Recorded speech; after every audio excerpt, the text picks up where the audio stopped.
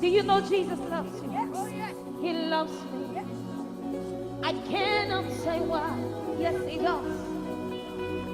On Calvary tree, he suffered for you and I. It's not in vain. He loves me. I cannot say why. If you know that song, sing with me. He loves me. I cannot say why. How can you ask why? Oh yes. Cannot say why. On Calvary, on Calvary. Yes, he suffered for me. I did not dead.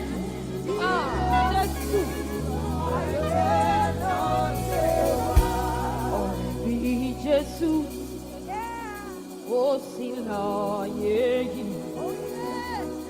Jesus, Nikon, Lore, Otito, Ole, yeah, walk on it, Sila, Sugar, Jesus, oh, damn, oh, damn.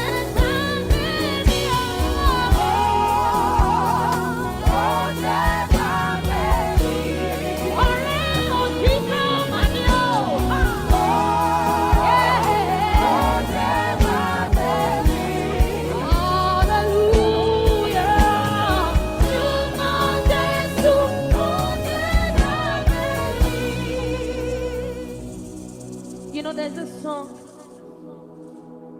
I learned when I was a teenager when I joined this mass choir way back, and I used to love this song so much. And this was one of the first songs that really truly ministered to me as a teenager. It made me to realize the love of God, and I'm gonna sing that song now. Before creations, you knew my name. You held my life in your hands. You breathed in me and I came to life. You heard my voice when I cried. Yeah. You put a touch in my fingertips. You put a song on my lips. You touched my eyes and I could see the world. Lord, you are my friend. Your love is more than my heart can fathom. More than I know. Your love is more than the highest heaven.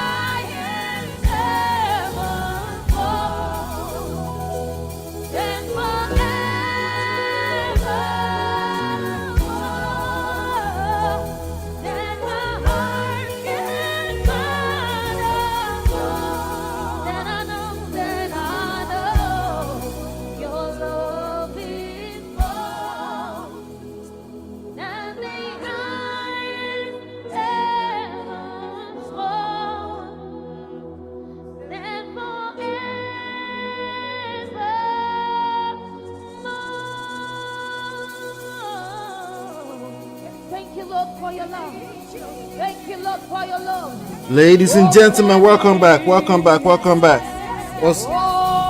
on? Welcome back. Do me a favor, hit the like button, share, subscribe, turn up your notifications as we go live. Welcome, it's showtime. Hold on 1 second. Oh, Femi, yeah. Oh, Timo. Oh, Femi. Welcome back. How on a day? We have a show lined up for you today. We're back at it. How many of you saw the impromptu video I did yesterday? In response to D, of course. But go check it out. It's titled Marriage is an Achievement. Go check it out. And I think there's a little of a Solomon Bucci dragging on there too. So go check it out in case you missed it. But welcome back. I hope you guys are doing well. We have a show lined up for you today. Today we're going to talk about Timaya calls out the simp African men fools for chasing women. I'm sure you're wondering, what is this about? But we're going to unpack that for sure. And of course, we're going to catch up on Natasha Akpoti Udonga. We're going to catch up on her. And then we're also going to talk about the beef between the Africans and the African Americans. Wala, plenty too much. We're going to do that, and then we'll finalize the show today at the name calling from Timaya, African superstar, rock star, Afrobeat superstar, rock star Timaya. Of course, we're going to talk about that. All right. So welcome back. My name is Ola, coming to you live from my Empire Pro Studios. What we do here is we extract life and relationship lessons from trendy topics. And we changed our time. Yes, we changed our time to 11 a.m. to make accommodation for a couple of things. I had some rooms and I pushed it back. And then once we finish show here, we also will go and support Uncle Beno on his platform or wherever else have a show going on. Abby, good to see you. Abby, how are you? Good to see you, Abby. All right, so shout out to all the sponsors, everybody that's helping us here. Every time you hit the like button, every time you donate money, all that, either through super chats, by watching the videos, by sharing the videos, it goes a long way. This month our goal is $183, and we're at $36 right now. Thank you so much. It helps. It goes a long way to push the platform. And you can download our books for free. There's 2 relationship books, there's 2 books on real estate, and then there's 1 book on digital marketing. These are all skill sets that everyone can use, and these are the things I've spent my life work on over the past 20 years. So I share my knowledge in those books, and 2 of those books are co-written with my wife. The ones on relationship, marriage, get my marriage back, and the other one on number 1 red flag, which was the most recent work we did. You can download them all for free at manofprestige.com. And also you can use Zelle if you prefer Zelle, Cash App, PayPal. That's the information right there on the screen. It's always scrolling through the screen. Hit the like button, share, subscribe, turn up your notification. We do have a show lined up for you today as always, so we're gonna have a good time. Without any further ado, I will be right back. Yeah. Girl, it's your love that I've been missing. I miss all your hugs, your touching and kissing. Me love on the floor, the couch in the kitchen. One love enough, we done enough.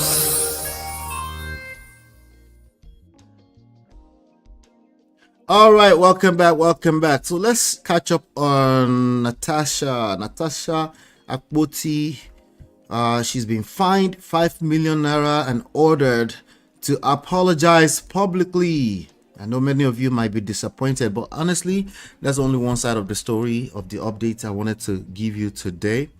Obviously all the stories we cover, we try to find the lessons in them, most importantly, but because the lessons is really what we care about, I don't always have an update for you because there's so many trendy stories going on, and I only come here like every other day or so. So honestly, I would like to do every day, but not yet. Let's just do as much as we can. But if it's weekdays, just know that it's 11 a.m. and I usually update us in the backstage what we're doing as well. All right, so as published on Punch Nigeria, it was published on Punch Nigeria on yesterday, 9th of July 2025. It says Natasha postpones Senate return as Nas awaits apology. Okay.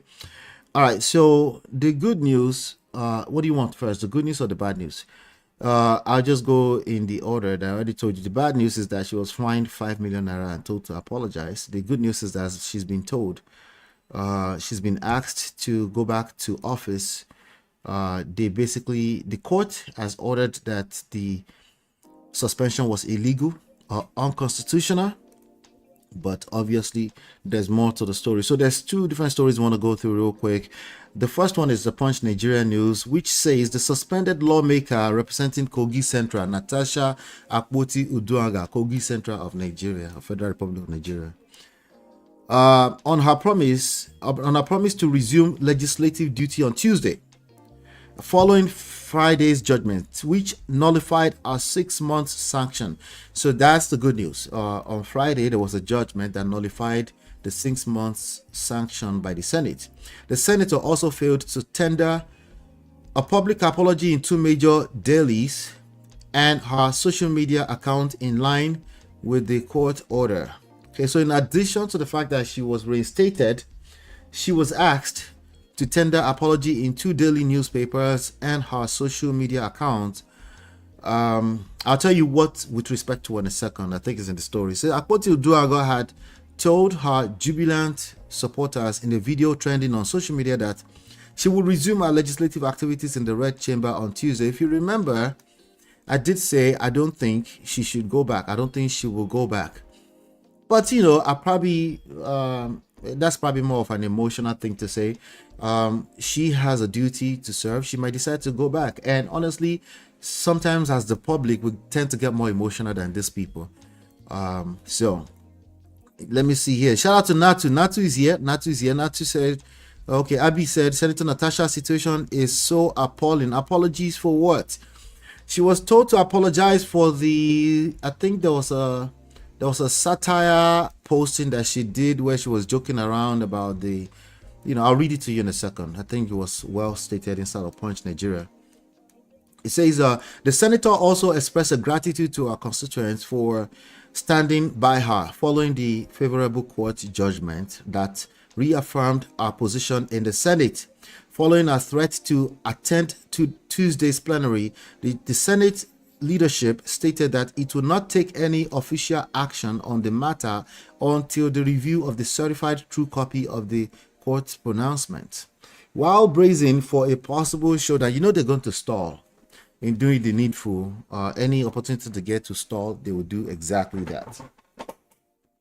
To stall the process, rather, While bracing for a possible showdown, security at the National Assembly was beefed up with traffic extending to the intersection of the Federal Secretariat of Abuja. Okay, now, let me scroll down. I'm going to scroll down. The Punch gathered that the Kogi senator was suspended for 6 months by the Senate in March after a rowdy plenary during which she accused Akpabio, that's the Senate president, of sexual harassment. So if you remember, she that was only about 4 months ago when everything started to scatter at the Senate president. They tend to still forget that they're being filmed and there's actually like a live YouTube feed of whatever is going on in there. Not all the time, but enough time to get them in trouble. So our suspension sparked outrage. So what happened was that she accused Akpabio of sexual harassment. Our suspension sparked outrage among various civil society groups and human rights organizations. She subsequently sued the Senate and its leadership, arguing that the action was a calculated attempt to silence her and disenfranchise her constituents. In response to a satirical Facebook post dated April 27, in which she offered that the court described as a mock apology to Akpabio, lawyers representing the Senate president filed a contempt application against her. So if you recall, she tendered a fake apology, or not a fake apology, it was supposed to be a joke. There's a difference between something being fake and something being a joke. But, again, there's ambiguity in that, and any chance that the Senate gets to play along with that or to make that, to stall the process, they will take it, But if you recall, there was this post on, let me see if I can pull it up real quick. There's a post that was posted on there where she tendered like this very satirical apology where she said, and I quote, From the desk of Senator Natasha Akpoti Uduaghan, dear distinguished Senate President of God's will Akpabio, it is with the deepest sarcasm, I mean, it clearly says sarcasm, and utmost theatrical regret that I tender this apology for the grievous crime of possessing dignity and self-respect in your most exalted presence.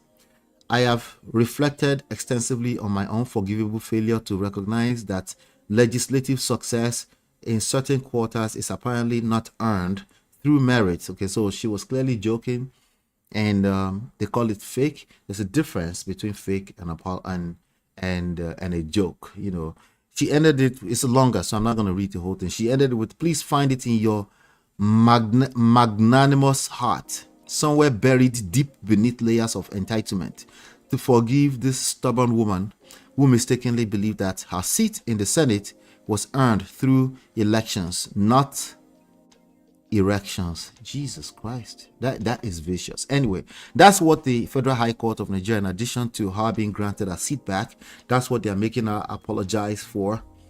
The lawyers claimed, okay, let me see, in which she offered what the court described as a mock apology to Akpabio. Lawyers representing the Senate president filed a contempt application against her. The lawyers claimed that the post was in defiance of court's gag order because they were asked not to talk at that time, I guess. During proceedings, Akpoti Uduaghan legal team contended that the post was unrelated to the suspension case, insisting it concerned allegations of misconduct against the Senate president. So she tried to separate it, that it's about the sexual harassment allegations and not about the suspension, which are two separate things. But again, any opportunity, anything that looks like ambiguity will be used in their favor is fair. Okay, it's absolutely fair whenever they do that. But it just so happened that in Nigeria they do that quite a lot, right? Let me see here. During proceedings, Akpoti Uduaghan legal team contended. Okay, so Justice Binta Nyako, however, disagreed, stating that the post was linked to the matter before the court and therefore constituted a deliberate breach of the court's directive. The judge, having imposed a 5 million naira fine on the senator, ordered her to issue a public apology within 7 days. The apology, she ruled, must be published in 2 national dailies and reposted on her Facebook page. But as of Tuesday evening, Akpoti Uduaghan had yet to publish the apology in 2 national dailies on her Facebook page. Meanwhile, the Senate has initiated steps to amend its internal rules to impose stiffer disciplinary measures on. So again, the Senate is actively working to suppress her, this woman. In fact, in another publication here on Vanguard is reporting just like a few minutes ago, maybe like an hour ago, Senate removes Natasha Akpoti Uduaghan as committee chair. Strong indications have emerged that there are troubles for Senator Natasha Akpoti Uduaghan, PDP, Kogi Central, as the president of the Senate. Senator Godswill Akpabio has removed her as chairman, Senate Committee on Diaspora and NGOs. With this development, Senator Natasha Akpoti Uduaghan, who was removed as chairman, local content in February, remember that was part of the issue when they moved her seat and it created this gbasgbos.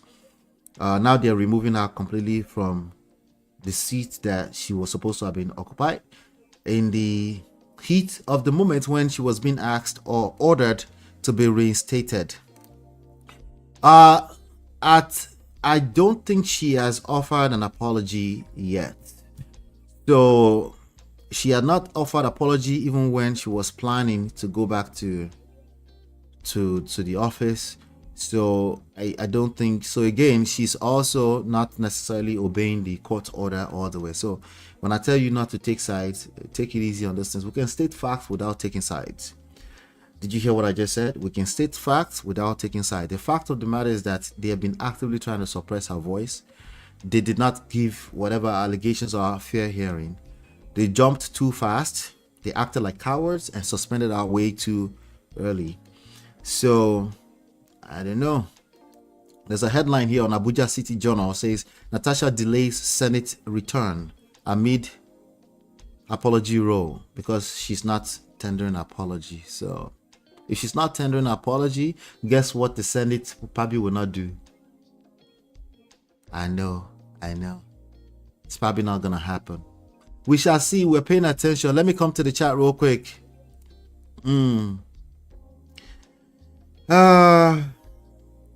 Abby says hard not to take sides. Yes, that's precisely why we must not take sides. The right thing to do, the actual right thing to do, not the one that most people say the right thing, is usually hard to do. The right thing is something that is a function of results, time, patience. We'll see it later. It's not based off of our feelings in a moment, right? So me too, it's hard not to take side. In fact, people can almost always detect that I'm on the side of Natasha. Like I was having a conversation with one of my guys, one of my partners, and he's obviously on the side of the Senate, and he was but it was obvious to me that he has a personal point of contention here, and he was mostly talking about the sexual harassment allegation, right? The sexual assault allegation. And before I even got to the point where, normally I would say, tell me the rest of the story. Before I got there, was like, you know what he asked me? He said, have you ever been accused? I was like, tell me more. Tell me more. So, yeah, if you can relate to one side, you tend to take sides with that side. That's what I call the side of your brain that works. Shout out to Chi. I see Chi in the chat. I see Babes in the chat. Good to see you. I see Dr. Adama in the chat. Good to see you guys. Yay. The more the merrier. Anyway, so Chia said, Ola, she offered the most sarcastic apology that really cracked me up, and the court said that she was in violation because none of them were supposed to talk about the case on Facebook. You clearly just came in. Welcome, Chia. Yes, I just covered that. Absolutely. Yep. But they're asking her to tender an actual apology now in 2 dailies and honor. And I don't think she's going to do that. Should she do that?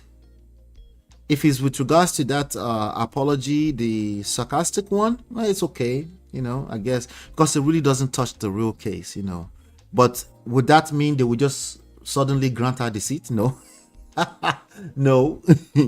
Y'all gonna learn the hard way. When it comes to this thing called power, you learn the hard way. Black Diamond, good to see you. Let me see if I missed anything. I'm looking for you guys' opinion now. Oh snap, didn't know we had a live show. We do at 11 a.m. every day, unless I say no. No, actually, unless you check and I'm not here. 11 a.m. We just changed it to 11 a.m. Eastern, so we can accommodate some stuff I have going on, but also to accommodate Uncle Beno's show that he tends to do at 12:30 Eastern Standard Time. Let's see. The apology is not for the Senate. It's meant for the court. Yes, exactly. So it's meant for the court because they're saying she deliberately disobeyed the courts, even though there was a gag order, right? Let's see. The other apology, the sarcastic one, was for Akpabio. The side I'm taking is that they should have given it a fair investigation in the first place. Exactly. They just jumped the gun, which spells out loudly guilty. Exactly. Some people will hear what you just said and they say, well, you took side. Marriott said, forgot the new time. Welcome, Marriott. Good to see you, Marriott. Hi, Dupesia's Thoughts. I'm seeing that name for the first time. Hello, welcome. Chia says she's a coconut head. She will probably tender an apology to the court for violating and not the Akpabio, which is what she's required to do, right? Yeah. Let's see. Chia Sim here says they just called her a liar without any investigation. Why suspend her and not suspend Akpabio? Suspend Akpabio. They want the judge to eat again. That's the judge's livelihood, allegedly. All right, let's move on. We have some other stuff to cover today. Hit the like button. We have some other basketball stories. This was just a warm-up. Yeah. Let's talk about African Americans versus Africans. I've covered something like this in the past here. It's actually one of the biggest videos here on this platform. But we'll see. There's an issue with the Essence Festival that's trending right now. And let's talk about it. Let's talk about it. I'll be right back. Girl, it's your love that I've been missing. I miss all your hugs, your touching and kissing. Make love on the floor, the couch in the kitchen. One love enough, we done enough. The East Coast don't love Dr. Dre and Snoop Dogg. The East Coast don't love Dr. Dre and Snoop Dogg. The East Coast ain't got no love for Dr. Dre and Snoop Dogg and Death Row. Y'all don't love us. Y'all don't love us. Well, let it be known then. We know y'all. All right. You know, we need to come together. We need to come together, guys. Oh, gosh. Y'all don't love us. Kilo shele no. Titani.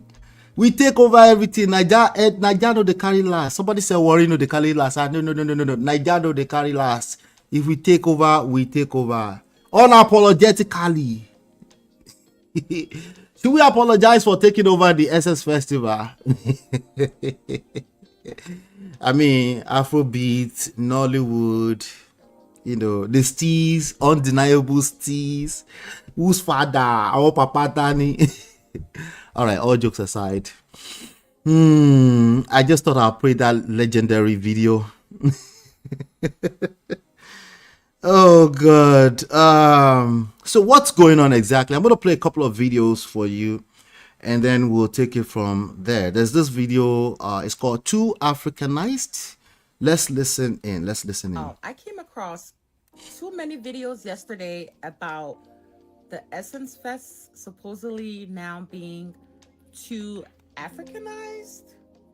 As an African woman, specifically from Liberia, I wanted to take a few moments to add to this discourse. Okay, so Essence was purchased a couple of years ago by Rich Lou Dennis, who also happens to be a Liberian man, and supposedly now the current CEO is Kenyan.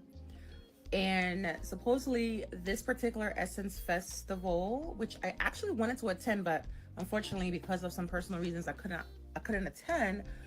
But supposedly there was just too many things that were happening that were geared mostly towards the African culture and took away from the American or African American culture. I mean, to a certain extent, I get it. It kind of boosts that culture because you don't want to lose African American culture within Essence Fest. But I mean, I wasn't there to experience any of it. And I also did see some videos that show that people had a great time, people had fun. So I don't know where all Jim remember us today. Welcome, Jim. Though, like, I don't think we should be fighting amongst ourselves. I think this is a good discussion to have. I don't think any culture should be. I beg, this one is doing kumbaya. Stomped or beat on, because I think this one is doing kumbaya.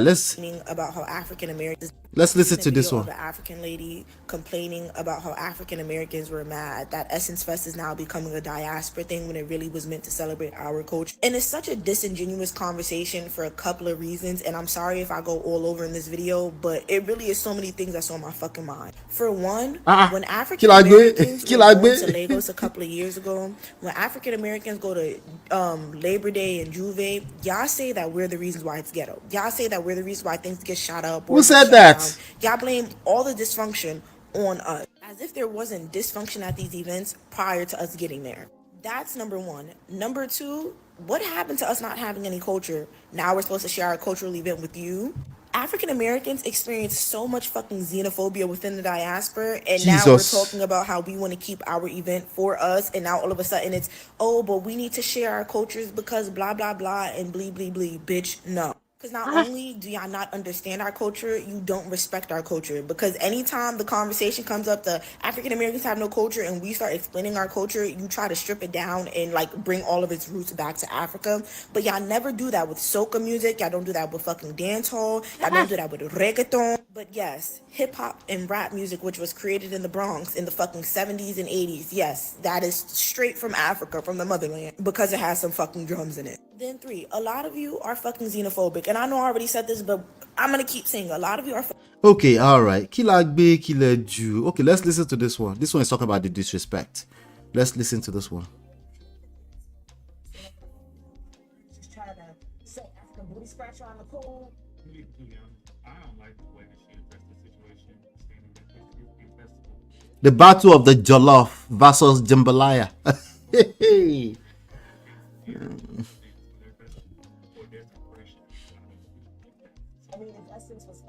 Okay, I have to refresh. Something happened to audio. I'll be back.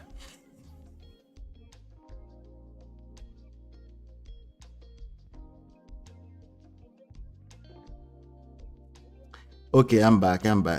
Let me share the screen again.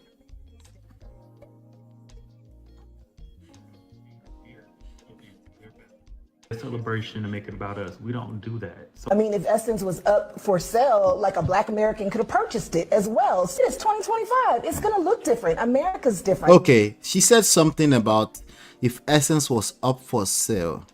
Okay, that's actually something we should talk about. But I have a poll that I put up already. Let me see what you guys think about that. I see Marriott already dropped our opinion. Let me go ahead and read that. Hold on one second. Let me come back up here. Okay, so Marriott first said, I've heard the complaints from African Americans and I support them. The new owners are not keeping in the spirit of the event. Okay, all right, I'm coming back to it. Let's see. Mara says again, the core audience is African American aunties with money. Cater to them, not chasing clouds and whatever. I'm glad you said something about money. That's very interesting that you said something about money. And what not chasing cloud or whatever in vogue. I wouldn't go if it's not showcasing AA essence. Interesting. I think I have another video of somebody who actually supports that notion. Let me see. Okay, yeah. Let me play this one. Then we could talk. Guys, there is nothing wrong with people saying that the Essence Festival needs to stay focused on representing and being the essence. This is what Marriott is saying. Of the African American community. And the reason I say that is that as an African person, I have been looking forward to going to the Essence Festival because of how I've seen. Not to say same culture, they are chase clouting really or chase up and down, chasing up and down. African American culture, not African, not Afro-Caribbean, not Caribbean, none of that. Not Haitian, not any other Black community. Please hit the like button. Hit the like button. Thank you. Of that festival, that is the goal. Let's tell the algorithms that we're here at 11 a.m. now. Thank you. American culture, because for so long it hadn't been, and that's why it was created. So for people to come on here and complain that people are complaining that they're no longer seeing that essence, the African Americanness represented in it, that makes no sense. They're right to feel that way. And another thing is that we don't need to have African culture represented or Haitian culture or Caribbean culture represented at the Essence Festival. It's not necessary. There are already so many other festivals interesting that are showcasing all these other communities. So the uniqueness of all of those events are that you showcase a specific part of the diaspora. So there is absolutely no need to take another event and make it all about all these other communities, because it dilutes it. It takes away from it. It takes away from the uniqueness. So if people are complaining about that, please. When she said it dilutes it, it takes away from the uniqueness, says who? Is it? I think that's just our opinion, right? Same as Marriott's opinion, of course. Says who though? Says who? Clearly not the person behind the business, but Abby says, well, Black Diamond says Nigerians have started again from South Africa to Kenya and now SS Festival. Kurora. That's, you see, I started the segment. Y'all don't love us? Kill I mean. Nigerian they carry last. unfortunately, the whole world needs to get used to this idea. When we enter, when we step in, you go da-da-da, da-da-da. Da-da-da. Where do you think da-da-da came from? Da-da-da. Abby says, don't beat me, but AA are so annoying. Emarorao. It should have been balanced so AA won't feel left out, to be honest. Says who? That's another opinion. That's a Kumbaya opinion. What do you mean? I mean. That's a Kumbaya. Says who? Says Chinye, of course. But Chinye. It's a business, unfortunately. But let's get back to it. Tell us about the African American culture. Wala. All right. Yeah, thank you. You caught that. I can catch it. I see a flag whenever the audio goes out. So I hope I was able to fix that. Let's see. Let me see. The people who organized the show. We're getting closer. Who organized the show? Let me see. So they won't feel left out at their own event, Mario said. The owner of the event also changed the tone of Essence magazine when he bought it. Just off. All right. Yeah. We'll see. We'll get somewhere in a second. I think you guys are getting closer. We're talking about the owner. I like that. We're now talking about the owner. KO, shout out to KO, says, I support the AAs. Africans in general look down on the AAs. Hence the all. Okay, we don't use that word here, KO. We just don't use that word here as a form of respect. We don't use that word here. And I suggest that all Nigerians don't bring that up by yourself unless they bring it up. And then we can tell, like, we don't use it out of respect. Don't bring it up unless they bring it up. Make it a point of duty that you don't bring it up, even as a storytelling. Don't bring it up. All right. Let's see here. Black Diamond says, this kind victim mindset again. How often do we invite African American artists to play in Nigeria since 50 cents? Even 50 cents kicked our very own Idris Abdulkarim out of our own private jet. You forgot that? We will never forgive him for that one. But anyway, Abdul Karim Idris, we will never forgive 50 cents for that one. But you know how long you'll be paying these people? To be fair, hip-hop culture is huge, right? It's huge. All of us are part of the hip-hop culture. We've experienced it in fashion, in way of life, in lifestyle, everywhere. But it's not just us. The whitey also have enjoyed the hip-hop culture, right? But there's a bigger conversation here. Exactly, but they've made it a Nigerian issue as always because they just know they carry last. Anytime they call us to the party, you know the funny thing? We will actually show up. Abby says KO is the opposite, actually. You see? That's what it becomes. That's why we don't bring that up, right? Because a lot of us have had experience that's opposite of that. Yet we have some of us Nigerians who jump out there and say, no, it is them. Like, why? You should know that human beings are a special type of breed. Okay, everybody is talking from their own experience, as always. I've had experiences that can make me generalize, but I've also been intentional enough to pay attention to the good experiences from the African American. So, but in general, as a general rule of life, I have a hard time generalizing, just as a general rule of life, because there's always somebody who had a polar opposite experience of whatever my experience is. So it doesn't really favor anybody in the long run to generalize. Now I'm getting too serious. Let's get back to the cruise. Hold on. Even as a British babe, we see this with AAs on holiday in Europe. AA always acts superior. You see, she's talking her experience, right? We have Afrofest here in Toronto. If the acts were hip-hop AA centered and not showing Africans, I won't go. I like that you say I won't go.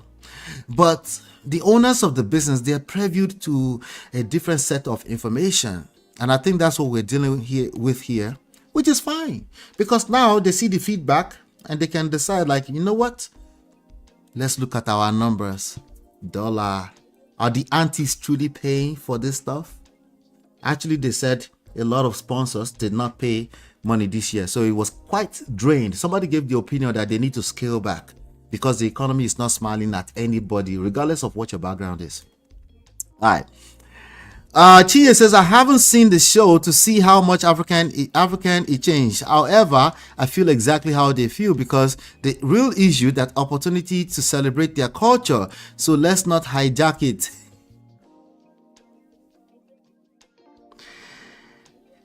Chia, I laugh in Swahili.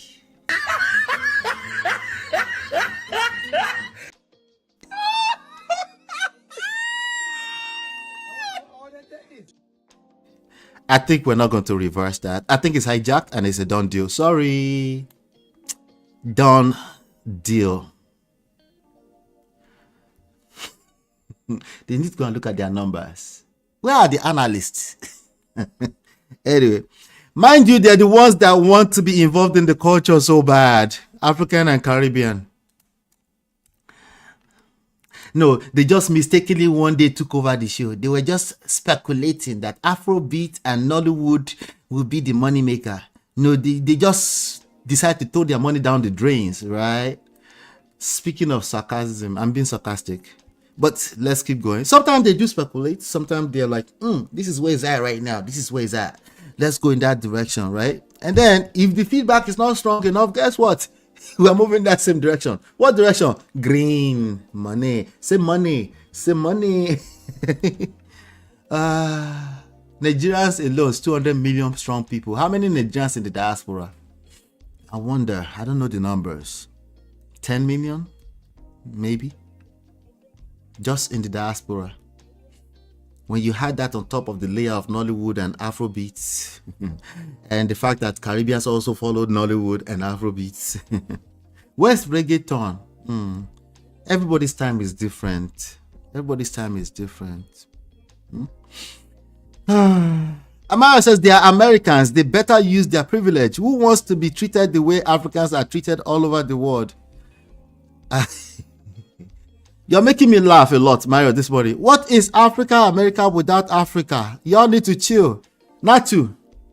Me and you are African Americans. Me and you, at the minimum, okay, you are African Americans.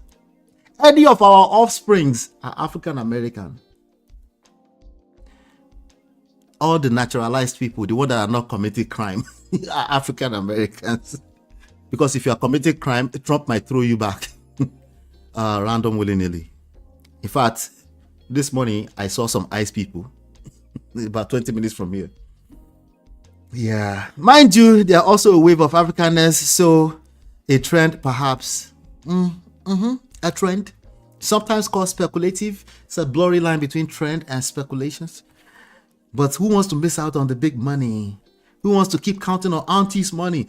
If auntie money looks like it's trending downwards, I don't know, man. We're getting somewhere. We're going. Then why do AA identify as Africans? I think it comes to inferiority complex. Ice. Many of them do identify as Africans, so they say we are black. And they will tell me I'm not black.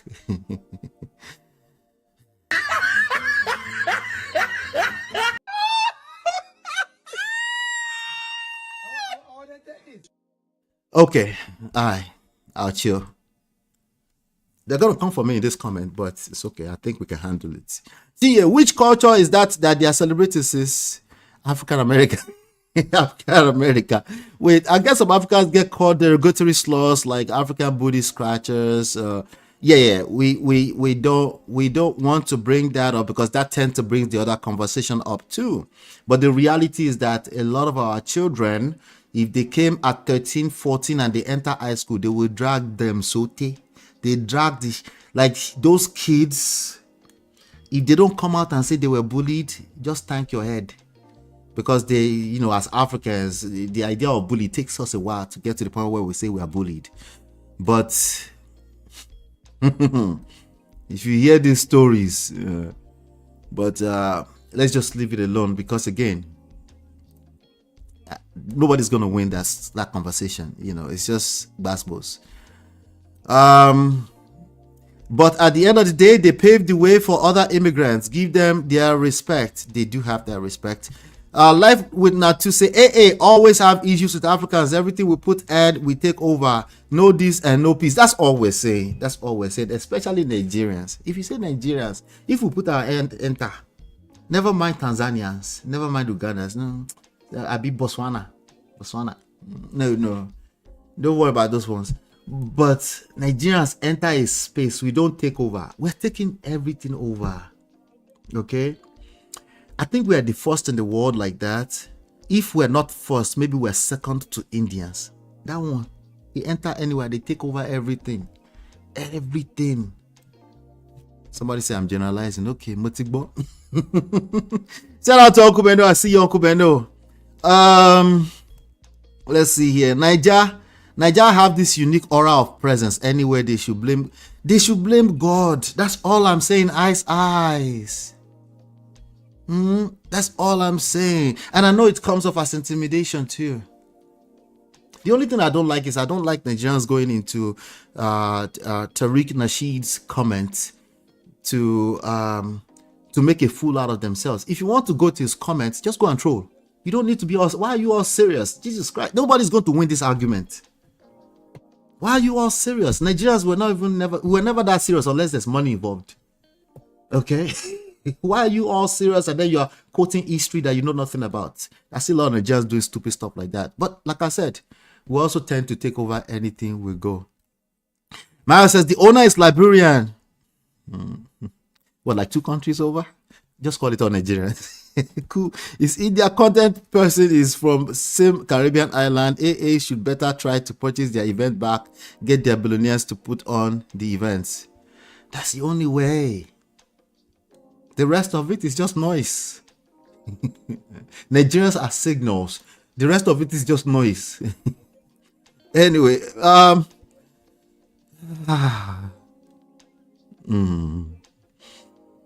he God help us. Pave the way for immigrants. Let's not. I told you, leave this conversation alone. Nobody they win. What did they say? When the family feuds, right? Finish that for me. Are we not family with African American? Y'all don't love us. When the family feuds, nobody wins, right? When are we going to learn as black people? Now it sounds like I'm doing kumbaya, and I hate kumbaya too, passionately, because I feel like some people need to get slapped up their head, especially black people. I need to collect first, maybe, but it's costing us so much. It's costing us so much, yeah.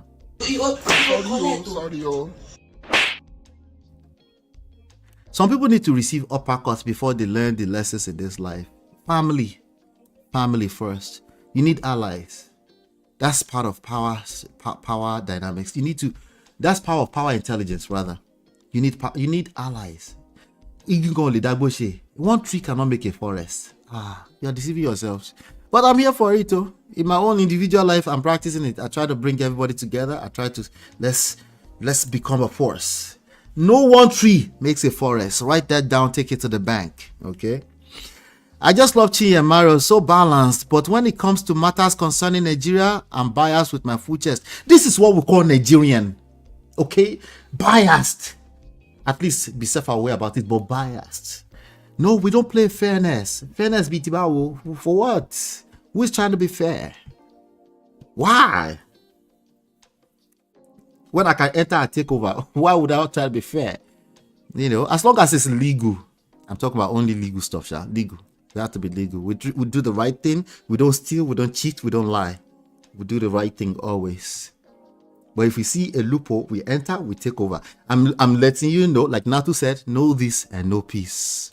Remember the organizers, I don't know though, they are business people. They make more money from Africans, Nigerians in particular. I'm telling you, there's no such thing as Africa. I'm sorry. Okay, I apologize in advance. There's no such thing as African Americans without Nigerian Americans, including all the green card holders. All of them. I'm sorry. So how do you win this? Become ally. Yeah, don't make us your enemy. It's not going to work. Will it work? Will it work? All right. There's a short video. Shout out to Osha. I'm going to play this short clip from Osha Duke Jackson. And then let's listen to this. And then I think Marriott has hinted at this, Ice too, about the ownership and stuff. So let's listen to this and then we'll round up the segment.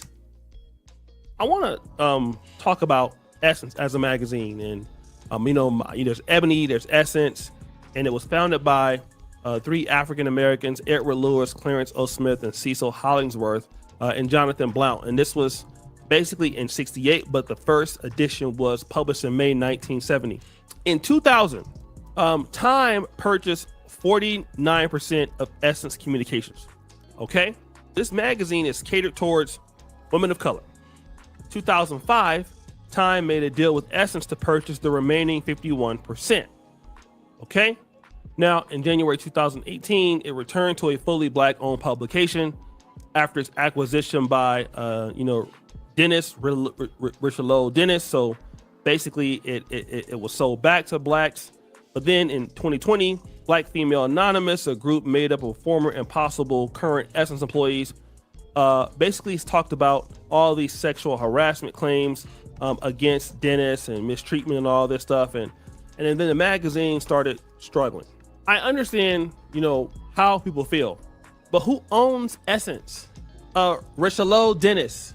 He's a Liberian, all right? And then here's something that Black Americans are gonna have to really understand. If the community really cared about Essence Festival, we have African Americans that have money, all right?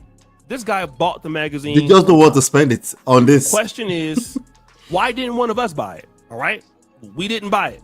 So African owns Essence now. Okay? Not to, that you're person wrong. paid the money. He bought it from Time. They now own the festival. A Liberian owns Essence magazine. Now, it's embarrassing for people of us who are complaining about it because Liberia has like 10 million people, and then we have 40 million people in our community, and we never bought it, and now we're complaining about something that we should have when we don't own it. And this is something that blacks got to get out of. You're not going to be able to talk about who or what should be able to have in your culture when you don't own it. Right? There's a reason why the Jews can do what they do, or certain people in certain countries can do what they do. They own their culture. We don't own our stuff.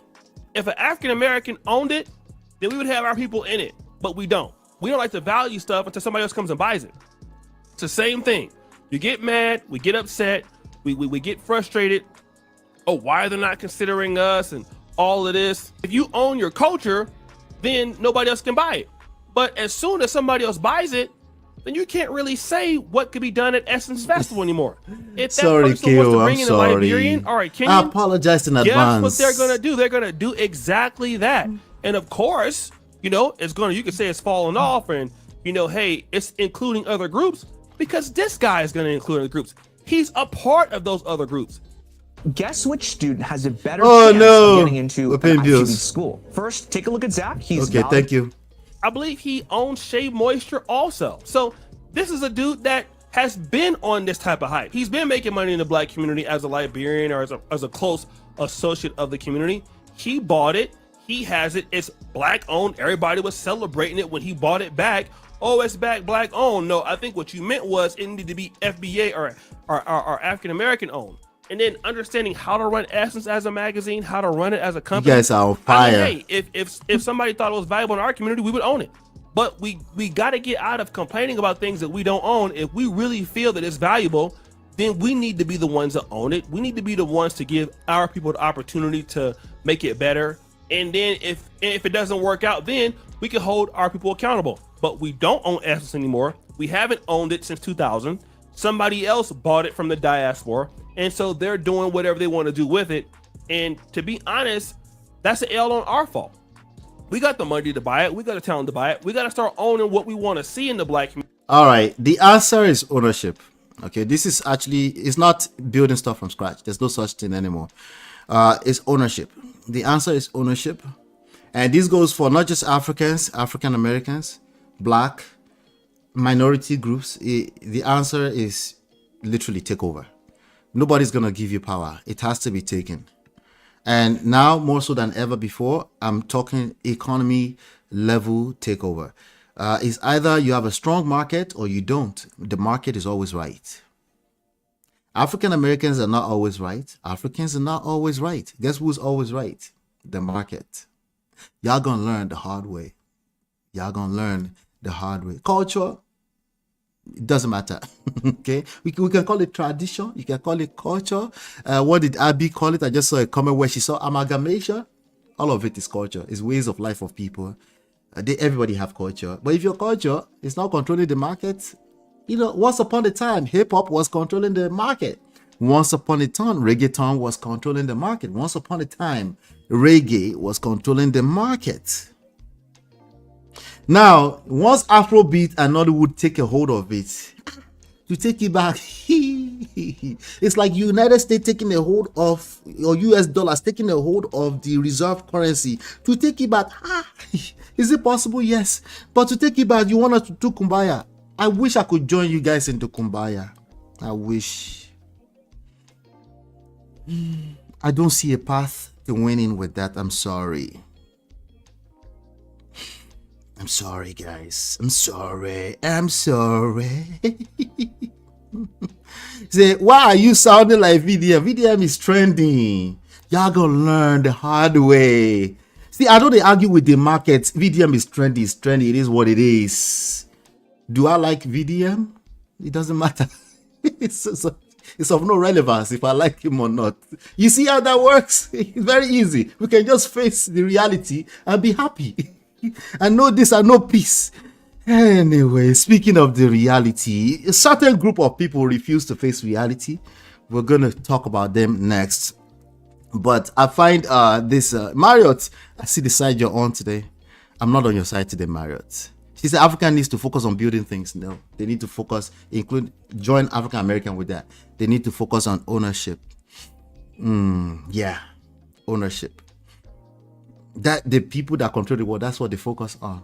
Yes, they do build. If the absence of, they will build, but they will take over if there's an opportunity to take over. That's just the way it works. May the best player win. Well, no, voila. If it goes that direction as well, my own is still have some AA sprinkles here. I find this interesting. Why? Give me a good, strong reason why I should have AA sprinkles in it if it's not going to put sprinkles back in my pockets. Please tell me why. Well, this is what's wrong. We should maintain that. Yes. But you got to give me, you still have to paint a picture, even if it's long term, of why I should, right? Because sometimes you speculate or you follow the money too much and you can fail. So there's a point there to be made, right? That you can follow the money or trend too much and you can find yourself in the ditch. There's a point in that we can make. But we need to slow down as Black people from all that emotionalism of this issue. Last. The truth is undefeated. What's the truth? The money. People will chase money, but I don't mean money in the short term, because you can also fail chasing after money or trends in the short term. Because one thing we know about money, feelings, trends is that they're fleeting, right? So what if you're chasing after that and you come in when it's already at the late? It's like chasing the market, right? If you're chasing the market, you don't know what you're doing, you're going to lose all your money, right? So the conversation is actually much more nuanced than taking any of the sides. But you guys never fail me. I can always look at the poll in a second and then we'll get something out of it. KO said, but we cannot sort out our issues. Take over my foot. I'm sorry, KO. Abby says, Chia is so unfortunately, there's no culture. They are literally an amalgamation of many different cultures, tribes. That's literally what all of humanity is. It's all amalgamation, evolution, is evolving into different things, metamorphosize. That's what our experience is all around. So there is definitely culture. All of it can be defined in such manner. But if you so care about as a people that we shouldn't be allowing people to take over, then let's back that up. It needs to be backed up properly with intrinsic value. Okay. Black Diamond said, Oyibo didn't build Jack themselves. They took ownership and used knowledge from around the world. That's what I'm saying.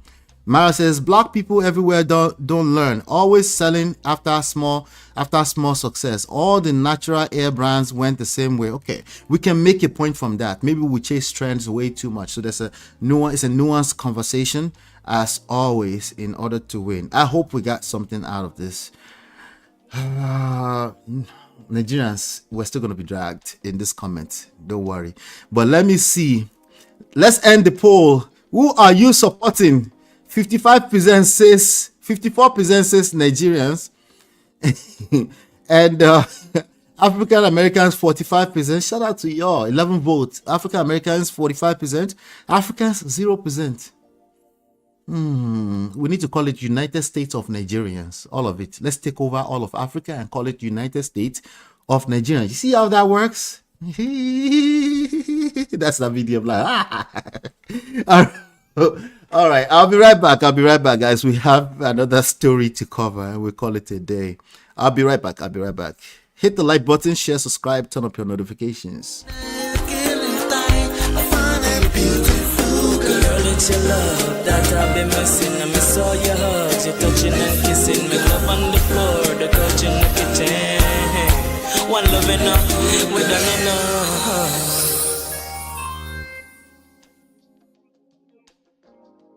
All right, welcome back. This story here says you are an idiot if you chase women. Timaya stars debates. All right. So before I come back to Timaya, there's a TikTok content creator. I posted that in the group yesterday. None of you gave me your opinion.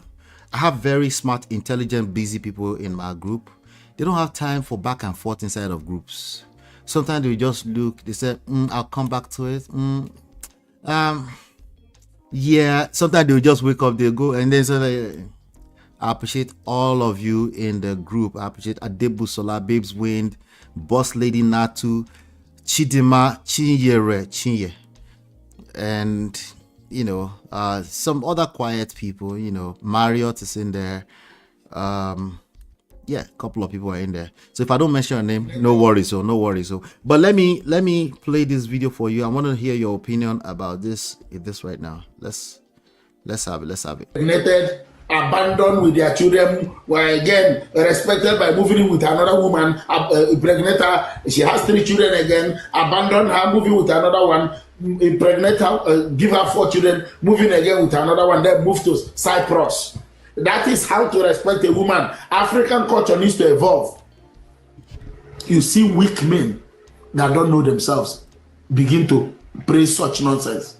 Isa did the group too. And all of us, unfiltered, myself and every other person who says, no, we're not going to evolve to such a stupid mindset, we become canaille, we become foolish.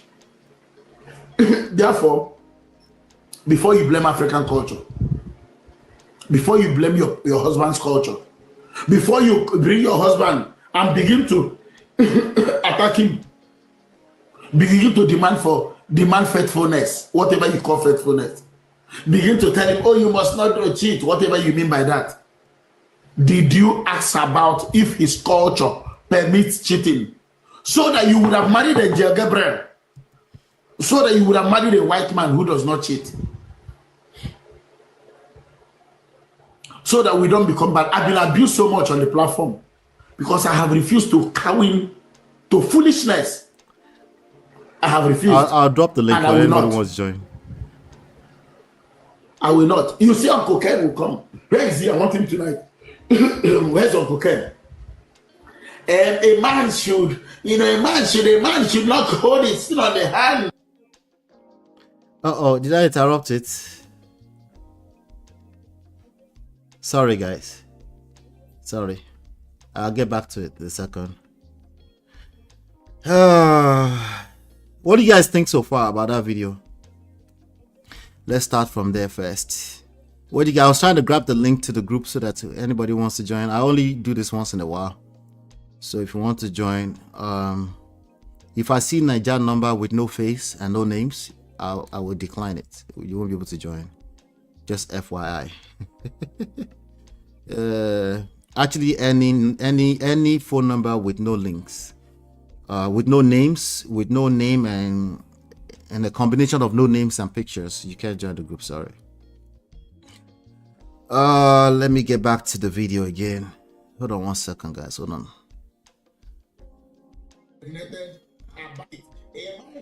A man should. Uncle Ken, all these your disciples, did you ask them Did they do due diligence?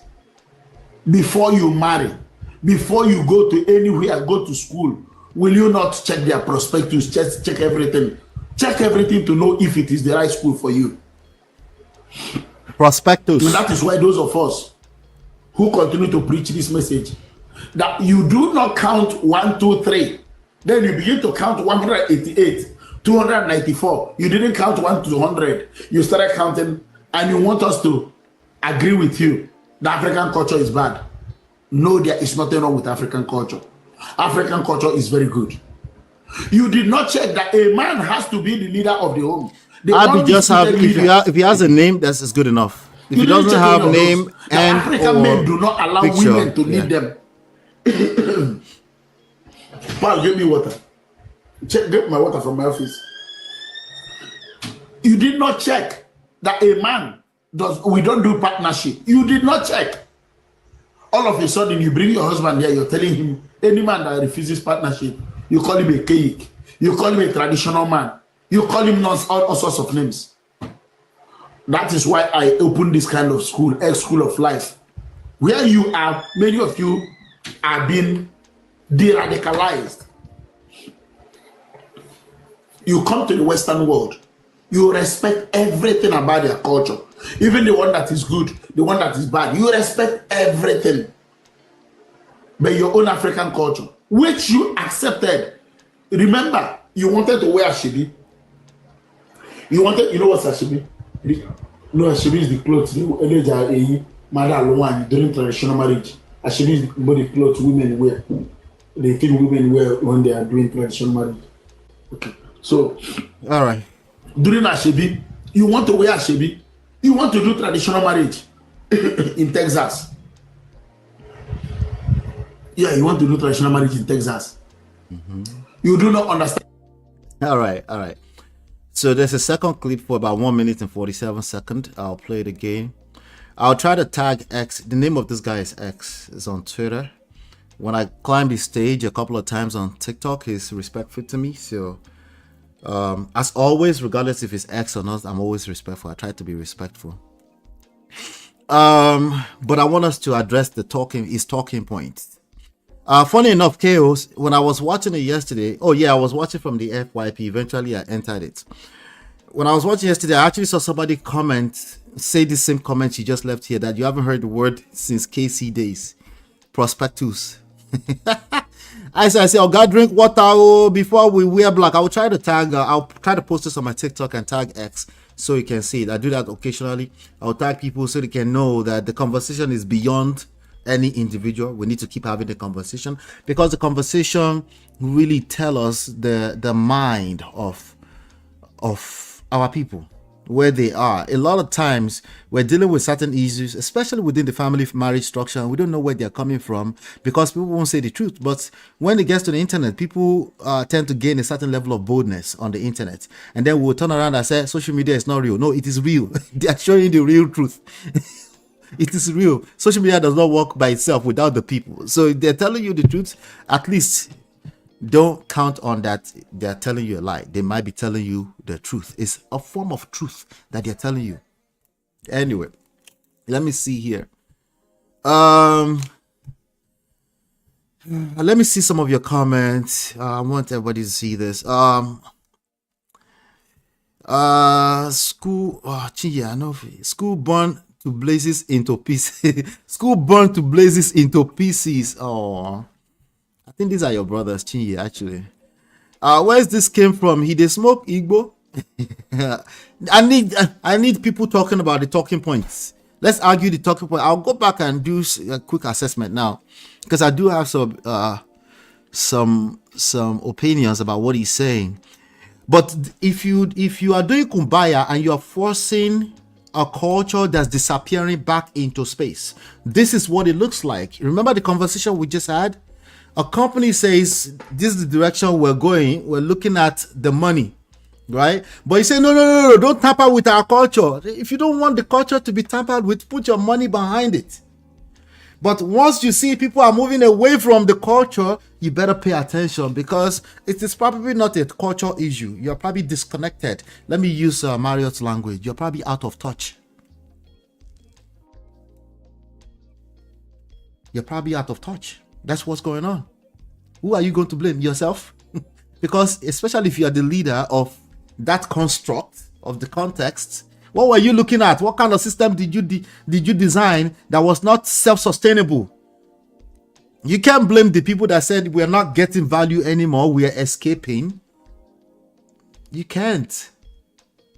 You can actually, particularly work. How's that? It's not going to work. It's not going to work. This is what it looks like when you try to force terminologies like culture into space. By the way, culture is a moving target. But when people say, no, this is our culture, and they're trying to pull 1960 back to space, this is what it looks like. You didn't like what you just heard, did you? Well, we like it when it's in our favor. Right? Everybody likes it. Me too, I'm a cultural, traditional man, and I don't want anybody removing the rug from under me because they are advancing. Remember, me too, sometimes I would say somebody is overwoke. I called Ife overwoke the other day. Sometimes, me too, in certain things I said, no, I don't want that. That's too fast. You're moving way too fast for me. Why? Because I'm selfish like everybody else.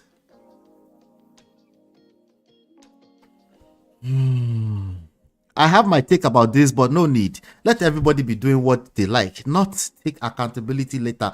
Let's see. That's what I said. Black Diamond said that cough was his ancestors telling him to Zukwadrike rest. Okubeno say, I hear culture and tradition. Oh, now I'm here. Welcome, Okubeno. Chia said, my nonsensical bro. Is it nonsensical or no nonsensical? They tend to use that language on X platform too. One thing Nigerians do is always back their own and own their culture. So what do you want us to do? He said, stop leaving your marriage. That's his point. His own thing is he's fighting for marriage and family. His own thing is he spelled out all the problems in marriage and family. I tend to agree with all the problems in marriage and family. I tend to disagree with all their solutions. Or the solution of shaming, blaming, and trying to force whatever they think culture is back into space, that's never going to work. So I disagree with that 100% of the time. 100% of the time. They need to go back to the dictionary and find out the real meaning of culture is the way of people's life, not the way of 1960s way of life. It is the way of life for people, for a people. That's what culture and traditional is. So if you refuse to acknowledge the people when they decide they don't want that part of the culture anymore, are you still talking about culture? No. You're no longer talking about culture. You're talking about your selfishness, just like mine. Because me too, I like to talk about my own selfishness too. Right? Just one of us decide to be objective, the other person decide to be in their emotions. Ouch. I know. You remember, we don't like truth. The truth hurts. Remember? Yeah, of course. The truth hurts. Remember? I'm with you. The truth hurts. The truth hurts. Let me play the last clip here. Pressure Tiwa. To him, no one makes him feel the way. Nobody comes close to him. So all these feminized men, weak men who come on TikTok, all these sims, let me call you that name. All those sims who come on TikTok. Many of you were born in Lagos, Warri, Kaduna, Port Harcourt, Abuja. You don't know your culture. You don't even understand anything. Those of us who know it, you want us to join you in your cowardice. No, we will not. We will not. Any woman, anywhere you see a woman, an African woman, yes, Abby, yes, complaining about African culture, ask her, what due diligence did you do before marrying an African man? What due diligence did you do before you go to school, before you go to buy even a water bottle? You Google, you check the quantity, you check everything. Did you check the African man before you married him? You check the quality. Huh? Did you check the feathers, the feather you put here, the feather you put in your eyelid? You check the quality. Okay, thank you, X. I'm going to tag X so you can see this on TikTok. But let's talk for a second. Let's talk. Let me talk what you guys are talking. Tia says his talking point is ridiculously ridiculous. He can talk till he's blue in his face. We will continue to move away from the bad aspects of the culture. Everything about the culture is not good. I will even rephrase that. The culture is still the culture. The culture is evolving. If you don't evolve with the culture, you're no longer talking about the culture. You're talking about yourself. Yeah. That's the reality. We're saying the same thing, Chi. I just rewarded it. Mario says, once upon a time, only AA men used to cry, traditional men, and now Nigerians won't let us rest. Black men online need to go and build and stop yapping. Wala. They're trying to build a family. Jum says, what does he mean by culture here? Culture is so broad, based on tribe and ethnicity. He's talking about the African culture. The African culture. In African culture, there's no such thing as cheating. Okay, I've debated him on this one in the past. He let me go because he can't beat me. Tex, remember? X. You couldn't beat me on that argument, but it's okay. Cheating is cheating. It falls in the same category as lying and stealing. The only difference is that when we're talking about in family, it's not really a crime, but somebody can wipe you out if you are in the Western world and you're trying to change the meaning of cheating. That's not fair. African women should go back to our culture. Good luck. Good luck. But Ola, why are you encouraging them to keep going in that direction? Am I encouraging them? Am I encouraging them?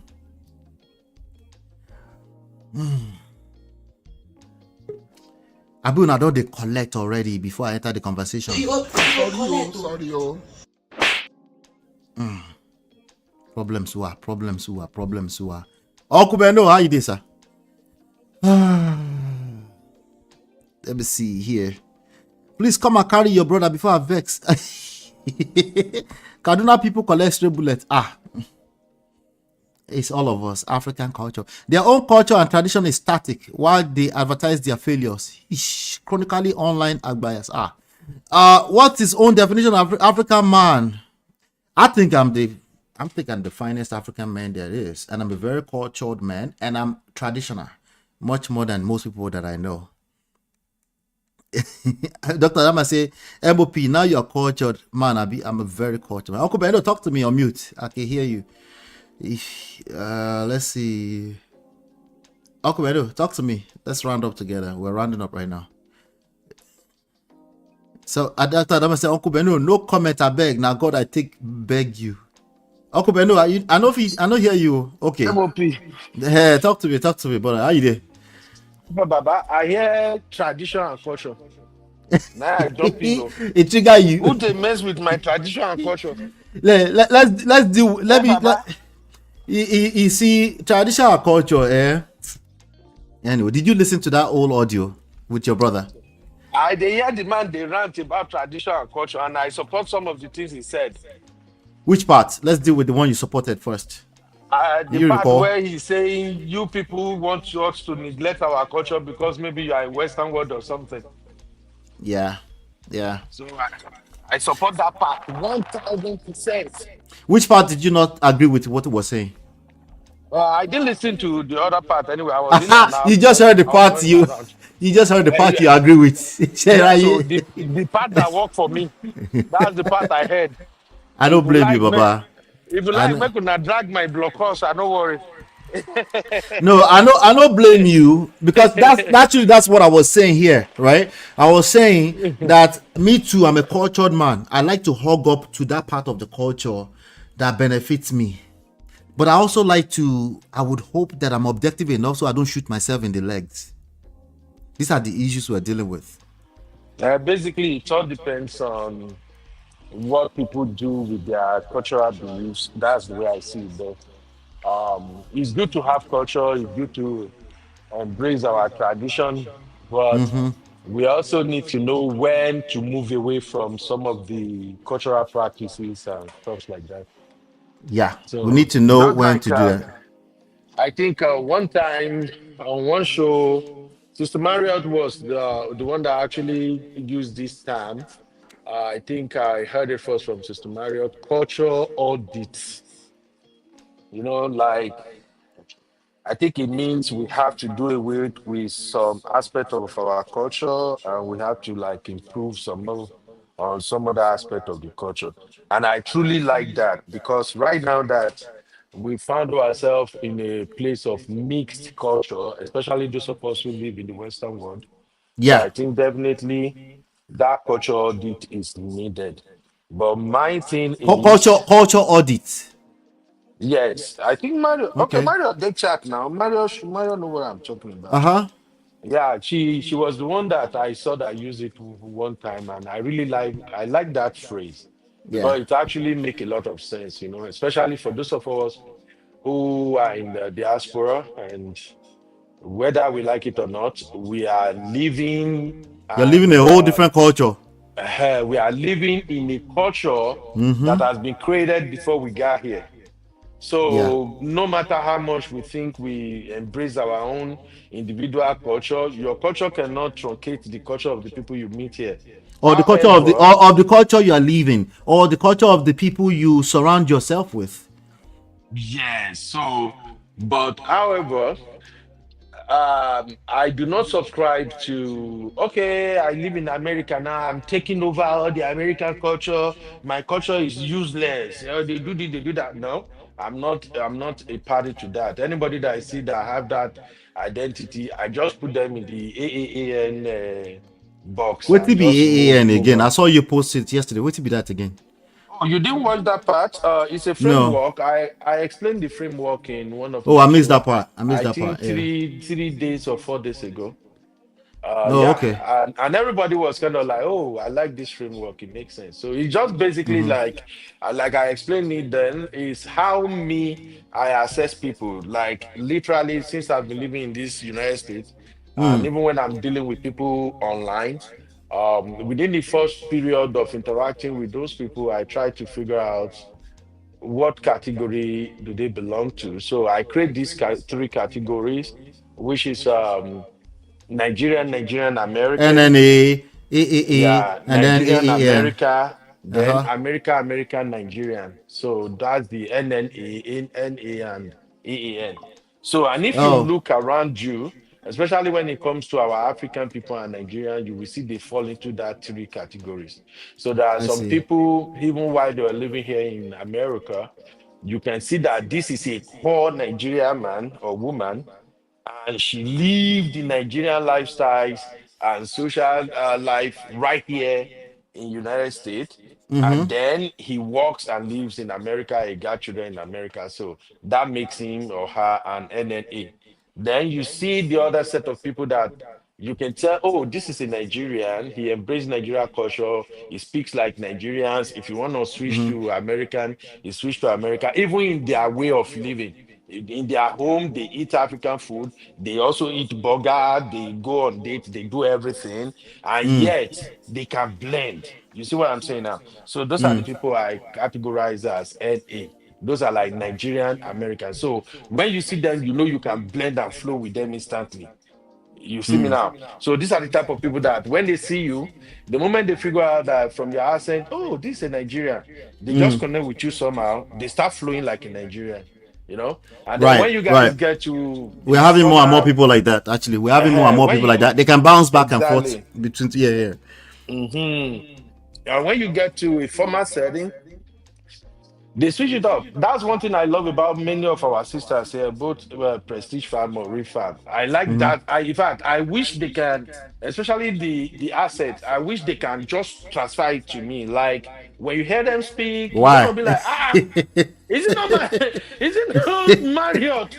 Is it not this Pepsi that we were just speaking broken speaking As that Yoruba like right now? water. As that like water. So you see what I'm Colorless, saying? odorless, and Eh, tasteless. So for me, when I see people like that, I just kind of blend with them. I gel with them because you know that okay, they Becca, know are you what they doing are a show doing. today? Are So you doing a show today? yeah, I think I'll do a show maybe in about In a few 20 minutes? minutes from now. Okay, Yeah. okay. All right. So let me ask you this question. This is what Timaya said. This is why he made the face of our show today. I don't know what he was talking about, but maybe you can help us as an African traditional man that you are. He said, any man that runs after a woman is an idiot. Do you know what he's talking about? Any man that did you say it came from Timaya in the first place? Yeah, yeah, Timaya. Timaya. Anybody tell me Timaya? Bro, Timaya. bro, MOP, I don't want to sound some. I'm not really a fan of that guy. I hate Killer, people what do you do? who. No, look, there is a reason I'm a fan of Davido, Whiskey, Burna Boy for life. Mm-hmm. There is something about people coming into money. Some people come into money, and you can still see the originality in them. You can see the influence of the money, and you can still see how they are trying to still live in their truth. You see what I'm saying? But somebody like Timaya, that guy saw money and he was just running his mouth. I'm so sorry. I have no problem or issue with him, but I Mm-hmm. don't just roll with people like that. So But if he comes out, what do you think about and that statement though? Do you think is there a mean? Does it carry an African traditional meaning somewhere? Are we not supposed? that is What is he talking that about? that nonsense he say has nothing to do with African traditional. That is just somebody who don't know what he's talking about. Has Ah, there ever been a time in the history of Africa, even in our traditional culture, has there ever been a time men are not running after women? How did we all find our wife? Is he not chasing them? He's just talking out of every part of his head, nose, and part of everything. our problems is English. English is part of our problems. You know, I've been saying that lately, right? Our mother tongue is Yoruba, last. You know, so we even for the one that are speaking accent like water, you know, Mhm. we're quite confused when it comes to certain words. Like for example, being able to translate between Nigerian and being a Nigerian American or Nigerian in the Western world is a real it's a natural for some people, but it can be a good skill to build because if you're not careful, you will end up in unnecessary arguments Exactly. when you can both be saying the same thing. As a matter of fact, and then we will now enter this zone where everybody is now arguing about the meaning of the word semantics, right? Mhm. So for example, now we say culture. That guy that was just speaking that I played his video X. Oftentimes, when I listen, I can hear what he's trying to say, but I could see how it's never going to be productive because there's a reason why he's getting dragged on TikTok because it's triggering people left and right. Now he calls it. He's just telling the truth. The truth is bitter. Now, if I enter in stage now and I tell them the actual truth, they get triggered too. But they will forget that the truth is bitter in that moment. Oh my God. So there's a big problem that we have in these discussions. Unfortunately, most of the conversation I had online, where people have gained this level of confidence, should I call, or courage to speak how they feel, but how we express it is now another layer that we need to deal with. He said any man that runs after a woman is an idiot. Somebody said, what if he walks after her instead of running, right? What if he walks after her? Some people will say, you say we always chase after women, right? Some people will say it's not chasing, it's pursuit. You pursue a woman. It's much more of a positive thing than chase. For those of us that were raised in Nigeria, before you learn that there's a place you get to where you like, wait, pursue, chase, which be the difference? You pursue, chase, right? But if I say what's the difference, like, and then somebody's supposed to slow down and say, okay, what do you mean? What's the difference? That's the same word. Okay, at least be patient with you, break it down. If there's any difference at all, they could just use the opportunity to drag you because somehow now you know a better pass. They understand more English than you. Mhm. So these are the different layers in all these arguments. But thank you, boss. Tell me your last word, Baba, so you can go and prepare for your show on this Oh, topic right here. Traditional man, African man, you said we should preserve it. To what extent? well, the extent of preserving your culture and traditions, it all depends on you as an individual.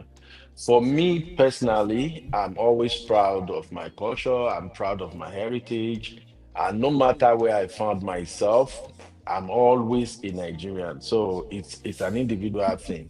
For people who feel like, no, I'm not proud of where I come from, our tradition is too local, it's barbaric. Well, they have the right to their opinion and how they want to live. But for me, no matter the environment I found myself, I'm Nigerian first.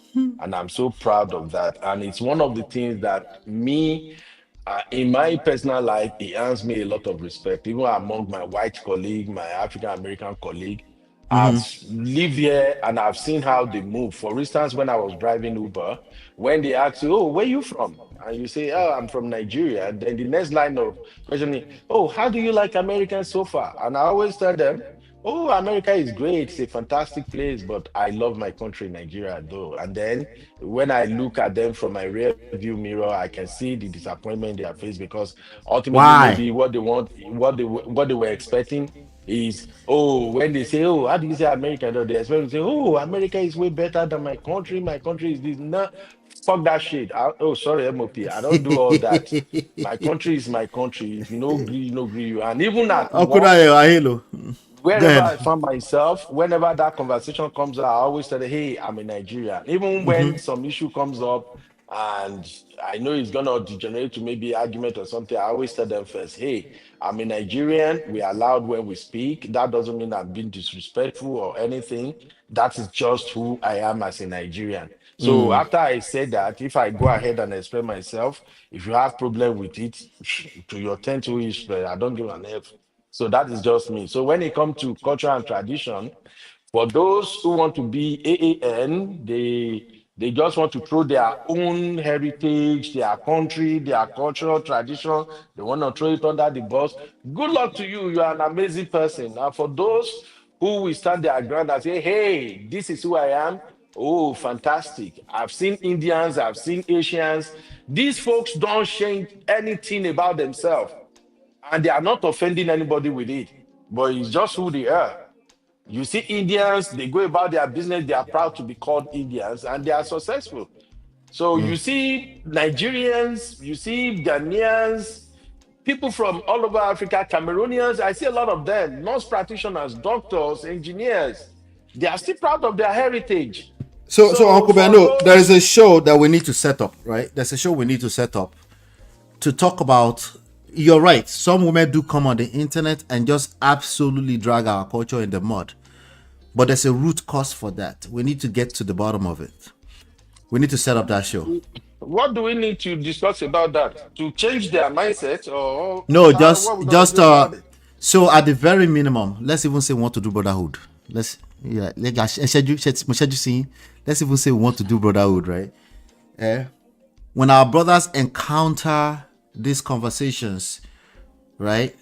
They need to not lose their cool and take the time to understand where it's coming from, because an average our brother, they are dealing with this in their family level.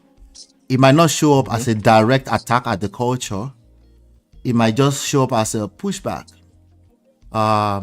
He's feeling a disrespect. He's feeling disrespect from his wife. He's feeling like a disconnect from his wife. In fact, the lecture his wife just like X they do right now. But they connect. It's not connecting, right? So, but we need to get to the root of it, because that our brother we're talking about, is not going to leave that marriage anytime soon. But he go there, they collect. Potentially, his livelihood will get wiped out if he end up You in mean that. you mean Timaya?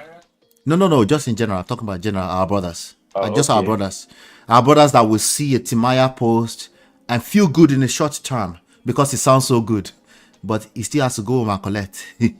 Right? So we still need to have the conversation. I think it's a very important conversation that we need to keep having, because I do know that there's a lot of confusion everywhere. The reality is that more than enough women are coming on the internet and they are outrightly saying the African culture is shitty. But then when we hear that brother X saying, painting African culture, he's trying to protect the family, but the way he's painting it, even me and you want to run away from whatever he's painting. Even me and you. It's not just brother. We have sisters too who do the I same know. thing. Now you make me they do like this now. Now you say, what are we trying to get at? Are we trying to convince them? So I said, no, let's just pretend like his brother. Of course, everybody. No, it's not Mhm. brother. If we're gonna talk about it, we talk about it literally as it applies to everybody. It's not Yes. just brother. As much Yes. as you have those crazy brothers going nuts on internet, try to do all this masculinity or African whatever nonsense they are doing. we also have women like that too. You see them all the Yes. time. They waka as if maybe they are more than what they are. So for me, I don't. If somebody is into that, whether you are a man or woman, I just give myself peace. I scroll past, continue whatever ranting you want to do. That's just for me personally. Oh.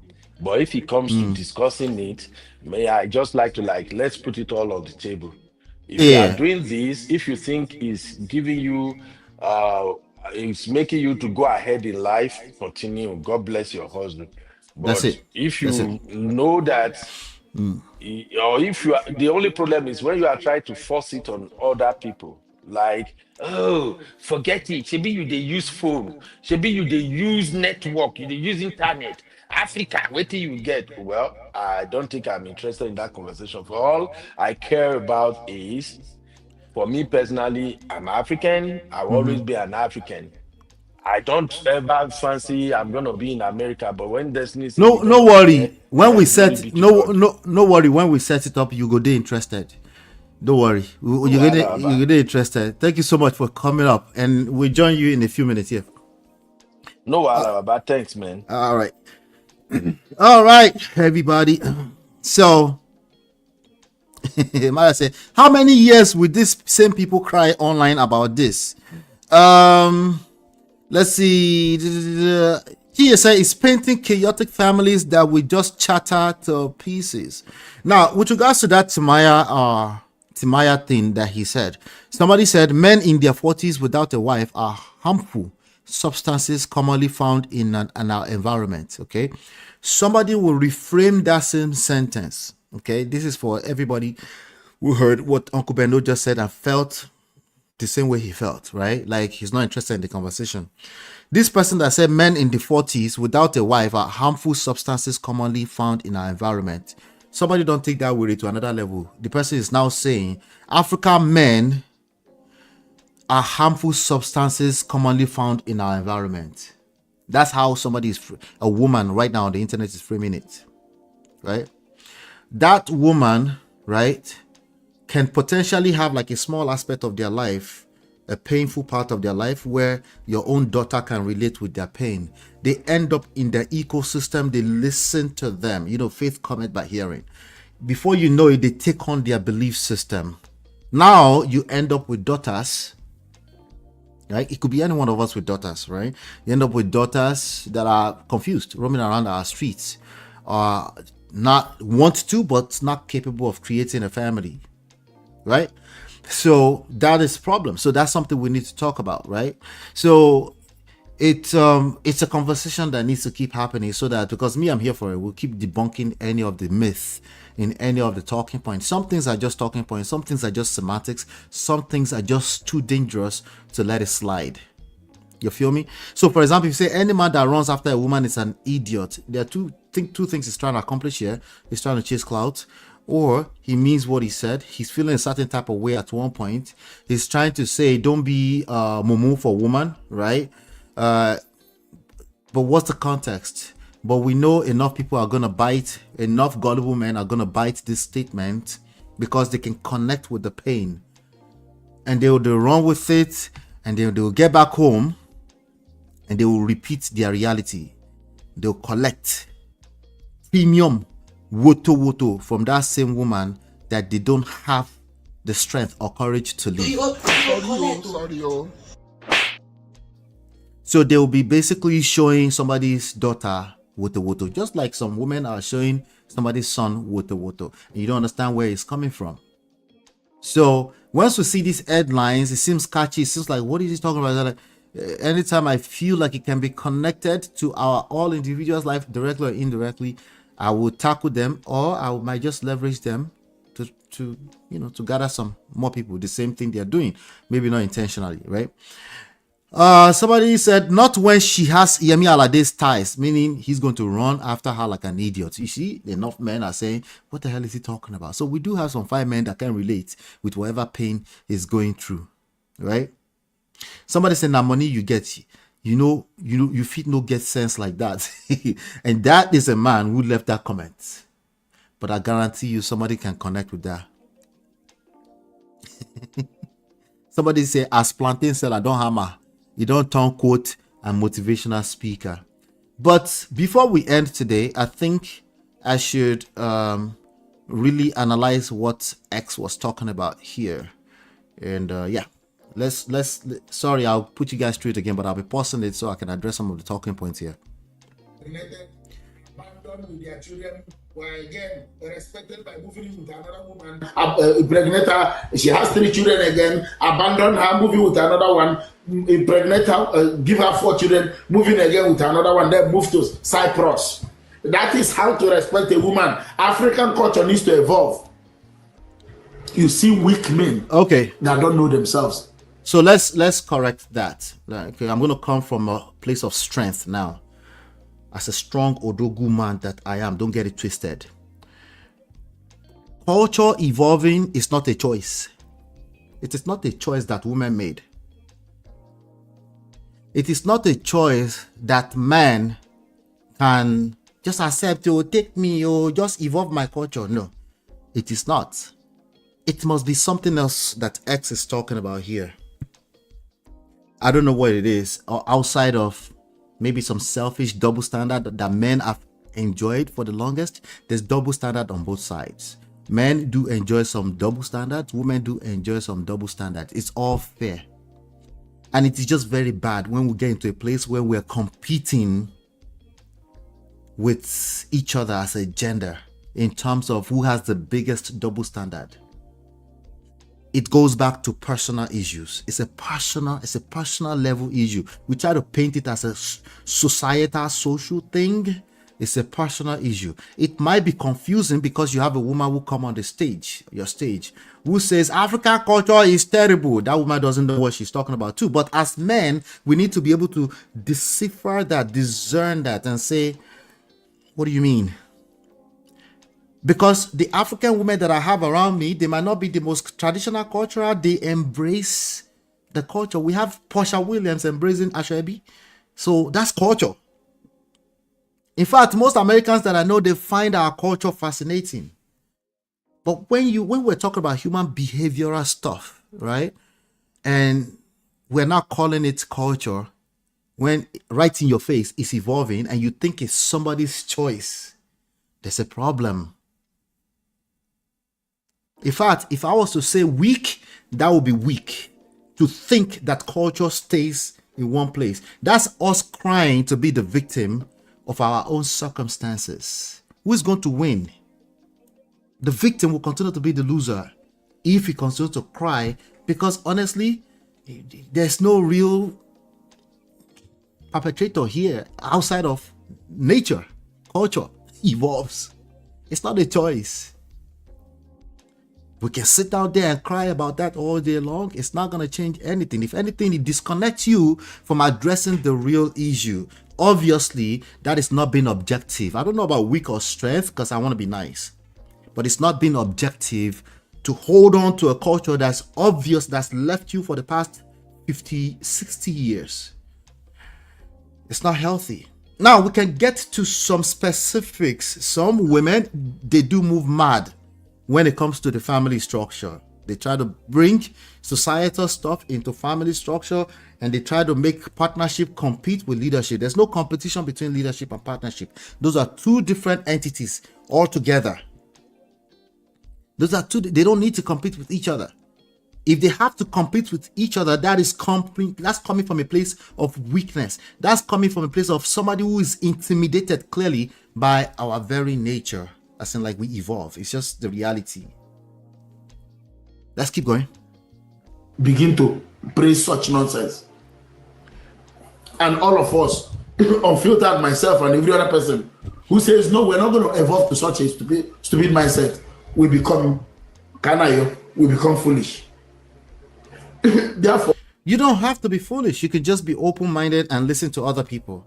For example, X, I noticed in the past few days, you entered a bass boss with unfiltered because it's not open-minded. Even you, yourself, you had an issue with that. But then, he tampered with you a little bit. He said you're weak. He said you're flip-flopping. And I think that got to you. We can't let that get to us. We have to maintain, see, as men, as strong men, we have to maintain our stance as our stance, because that's the same thing he's accusing you of, right? So it's not an absolute.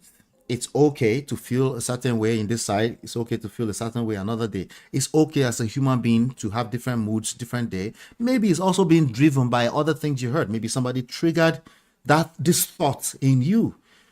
But if you're going to talk in general as a society, then we, especially if you have a followership, we do have to be careful. We do have to be careful.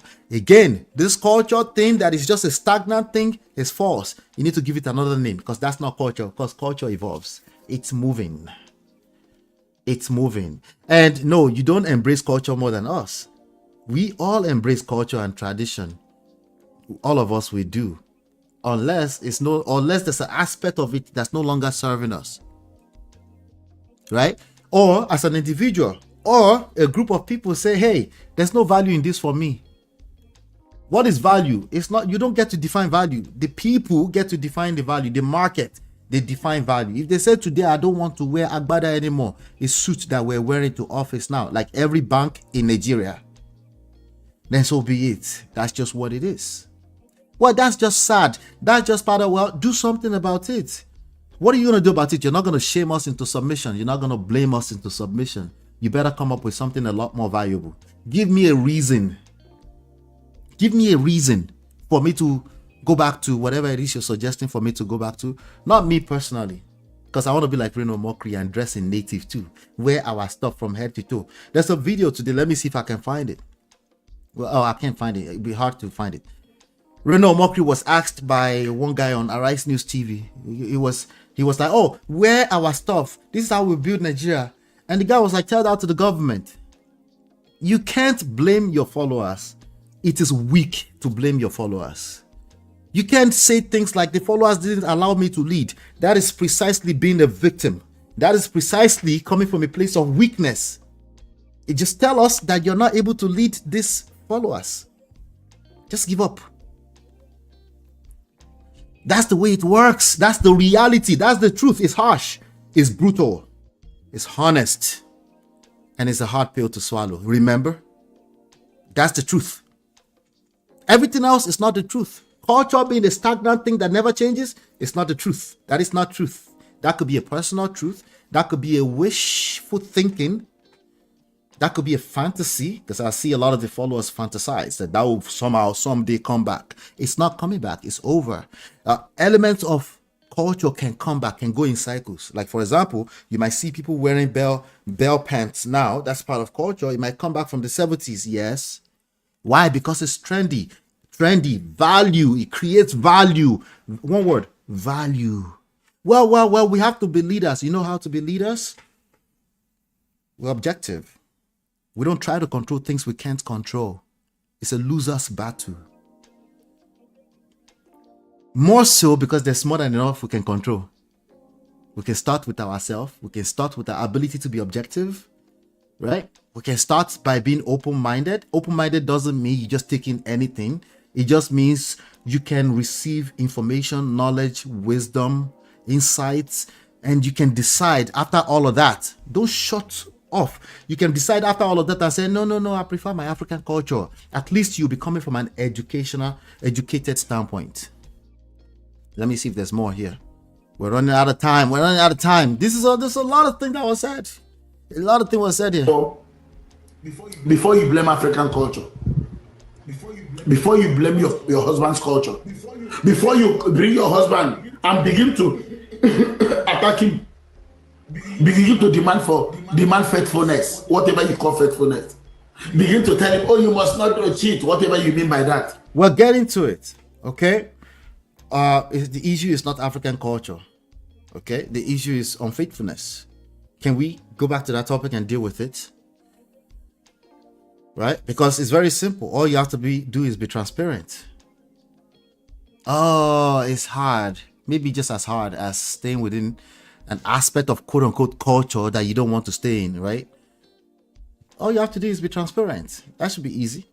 There are communities, believe it or not, they practice polygyny. I don't know the difference. Polyamory. I don't know the difference. Polygamy. Yeah. Swingers. There are all kinds of communities out there. Yeah, you could do whatever you want as long as you try to make sure you know what you're doing. Because if you're swimming against a trend, you might just drown. In fact, it's highly likely you will drown. Like this idea of trying to force 1960 culture into 2025, you will drown. Guaranteed. It's not a prediction. You're already drowning. Will it work? It's not going to work. Realizing that is something that you have to do from a place of strength. It's just being objective. I know the fear. That they will take your culture away. I don't think that's the fear. I think the fear is that you will lose control of yourself.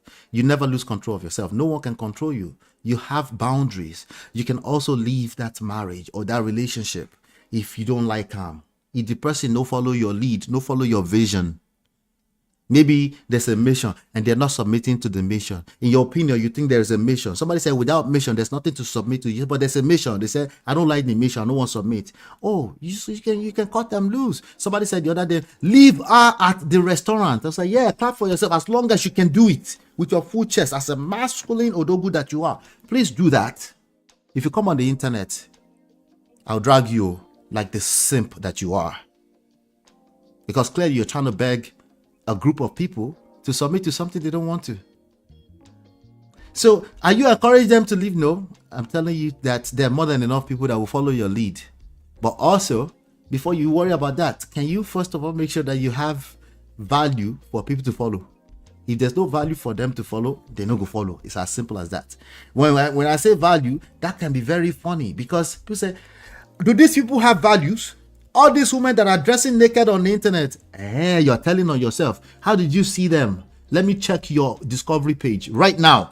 Let me check your discovery feed right now. What have you been looking at? If you look at it more than 1 second, they will feed you more of it. What you want to blame? You want to blame the supplier? Huh? Do you realize you're helping them supply it too by watching it? You're telling on yourself. You're telling on yourself. Keep talking. You will tell on yourself. Guaranteed. Did you ask about if his culture permits cheating? So that you would have married a jaga. There's no culture in the world at any time that permits cheating or stealing or lying. As a matter of fact, my culture where I come from, I was just watching some old videos in the 70s. Oye Nusi, all this Oye, all these guys that were people that were executed daylight after they read the Bible to them. There's no culture where it is allowed that you betray another human being. There might be a culture that the environment was tolerant for it, right? Because the system becomes better over time, right? Or they evolve or devolve. You like to call it devolving. It doesn't matter. It's change. Change is constant. The culture does not exist. It has never existed too. So now I know where X is coming from. I've listened to him long enough. I know he means well.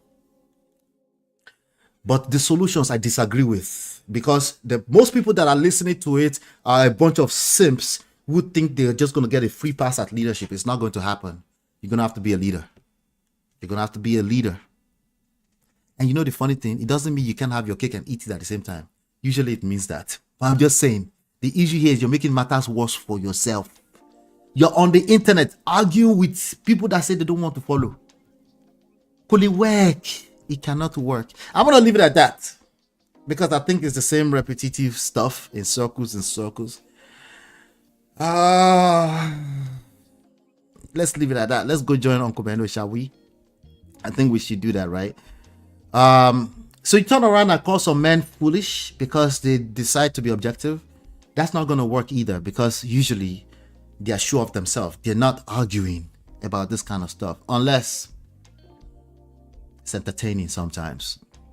You know, the chat has gone bonkers. There's no way I'm reading all of that. Okay. See, it's a dark cake. We took the hell out of them. Oh, you guys are enjoying me. This is why they say I'm supporting you guys. They say I'm encouraging you. Let me tell you, let me warn you ladies. If you take any of my words, you use to shame men, now you go collect last lasso. Let me warn you. Why? Because your brothers, your sons, your fathers, They don't feel heard. They don't feel seen. It's a major problem across the board, and it's a problem across the board. You just have a few of them that are now talking about it on the internet. They are also not saying the truth of what the real issue is. See how he said culture, but you're really trying to talk about faithfulness. There's a lot of that going on. Okay, so let me just warn you, none of us are exonerated. Some of you raised these boys, overgrown adolescents, and some of you raised them inside of a two-parent household. I know they like to shame single mother for that. That's also a false thing. Some of them are raised inside of two-parent households.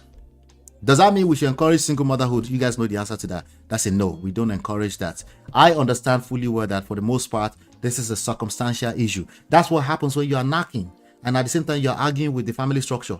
If you knock, you will create children. Well, like, what is this? What kind of confusion is all of this? Both men and women are guilty of that. All right, let me see if there's anything. We're rounding up. Let's see. Maya said, these silly men are always online negotiating their words. So weak. Oh, God.